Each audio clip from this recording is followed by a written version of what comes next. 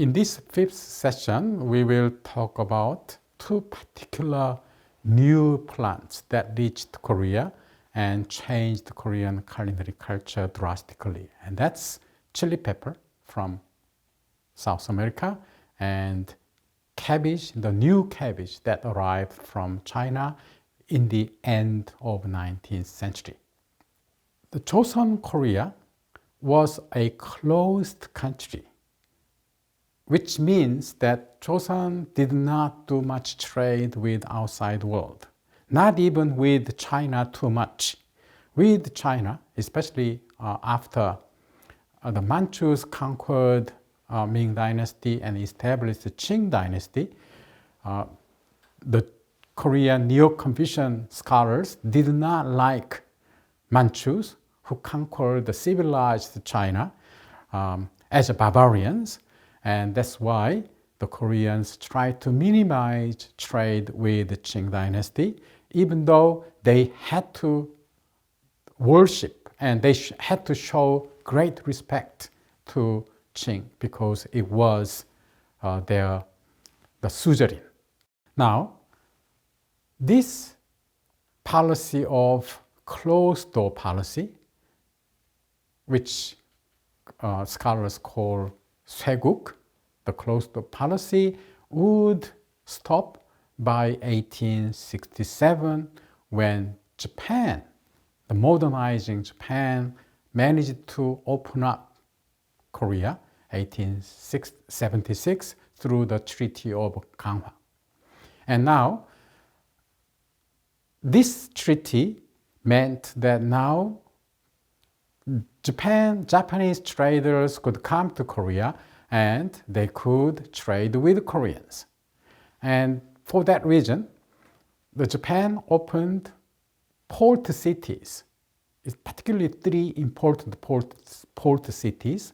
First Busan, then Incheon, and later Wonsan in east coast of the Korea. And there are reasons why Japan wanted to open these ports, because Busan was for the trade, because it was closest city from major port of Korea from Japan. And Incheon is the entry to Seoul, and Japan wanted to open up Incheon. And then Wonsan is east coast, and it's not terribly important city during Joseon Dynasty, but why Japan wanted to open Wonsan? That's because Japan's conflict with Russia by then. Russians were rapidly expanding to the east, Siberia, and they reached the Pacific Ocean, and then they started to come down from Kamchatka to Hokkaido and so on. Now that became a security threat for Japan, and Japan wanted to occupy, not occupy militarily, but they wanted to open up Wonsan so that Japanese merchants and soldiers could watch the invading Russian troops. And that's why Wonsan was opened. Now, through these new ports that were opened, Western, Japanese, and Chinese products were imported, and now among them were a lot of food items. Now they will change the Joseon's culinary culture. And particularly Incheon's foreign residents district. Today there is a big Chinatown in Incheon. Now that's the area where which was opened by Japanese, and foreigners were allowed to come and build their entrepot, storage, and so on, so that they could trade with the Koreans. And this was a center of Japanese and Chinese culinary influence in Korea. And now, as you may know, the jjajangmyeon was invented in that part of Incheon, Chinatown there. But anyway, this was the first time that Joseon people were exposed to foreign influence. And by 1882, because of the internal political conflict within Joseon, there was a military incident happened, Imo Gunran happened in 1882, for which the Qing army stationed in Joseon. From Incheon to all the way to Seoul, there were the Qing army occupied Korea, and Korea for 12 years until Qing was defeated and expelled by Japan in the First Sino-Japanese War, which happened in 1894-95. So during this time, when Chinese soldiers came, Chinese merchants were also followed, and so were Chinese workers who are globally called coolies.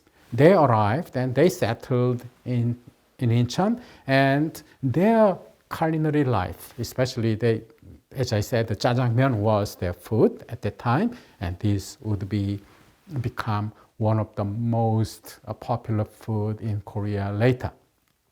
And it was at this time that Chinese cabbage, which is pechu today in Korea, which was based on this Chinese cabbage, was introduced to Korea at that time by Chinese merchants and growers.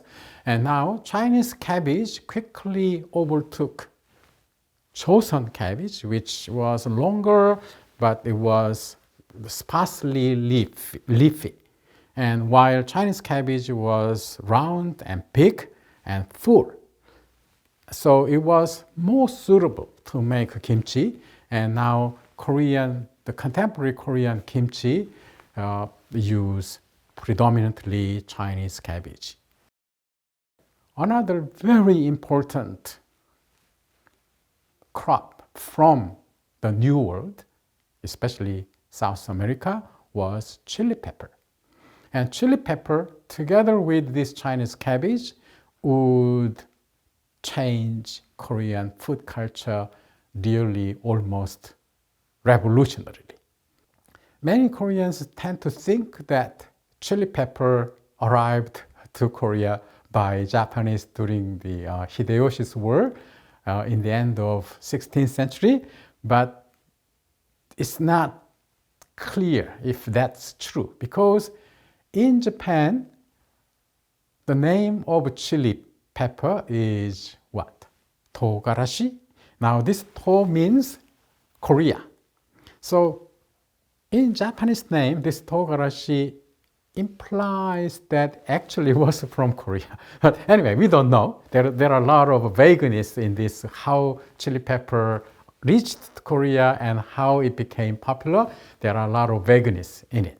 But anyway, it is possibly that came from Japan around the early 17th century, and this became, initially it was not very popular among Koreans, but very quickly by the 18th century it became very, very popular, and it became an essential part of Korean food.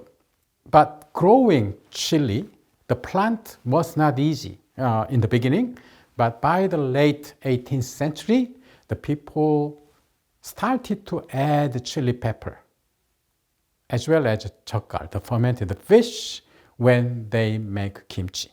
So modern kimchi was born in the late 18th century when people started to put a lot of chili pepper as well as using jeokgal.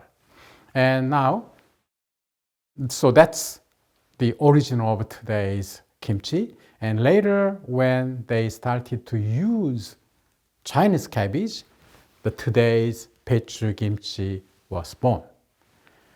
Now, regarding, and also it was at this time, the gochujang was probably invented. There are some scholars, the minority scholars, who claim that actually gochujang existed, particularly in Suncheon, in South Jeolla province, in Jeolla province, that in Suncheon there was already gochujang in the 15th century. But this is this is a published article and book even, but the majority scholars do not agree on it. But I want to introduce you that at least there are some people who claim that gochujang was there in Suncheon, but it's not probable. gochujang was probably invented in late 18th century after chili pepper became more popular and chili pepper was widely grown throughout Korea. Even then, so Koreans started to consume gochujang so much already in 18th and 19th century? No, because really profuse use of chili pepper in Korean cuisine, such as kimchi and jjigae and so on, it was possibly after 20th century, because that would require massive breeding of chili pepper plants throughout the country. And now that didn't happen until the early 20th century. But anyway, gochujang today is one of the most famous sauce in Korea, which is without gochujang you really can't make your favorite tteokbokki. And as I said, the contemporary Baechu kimchi was completed in this time, as I said, with chili pepper and imported Chinese cabbage, and people also started to use a lot of jeokgal in kimchi, and so how today's Baechu kimchi was born in this time. But nevertheless, again, people might think that, okay, so Koreans enjoyed kimchi so much, today's kimchi, like kimchi today, very much from 19th century or 18th century. Well, it was still only for wealthy people. Why? Because the massive production of Baechu, the Chinese cabbage, was possible only in 20th century by half Japanese and half Korean botanist, the biologist, the Woo Jang-chun, who studied at Tokyo University, and later he was famous. He's a globally known scholar in inventing new plants, and it was he who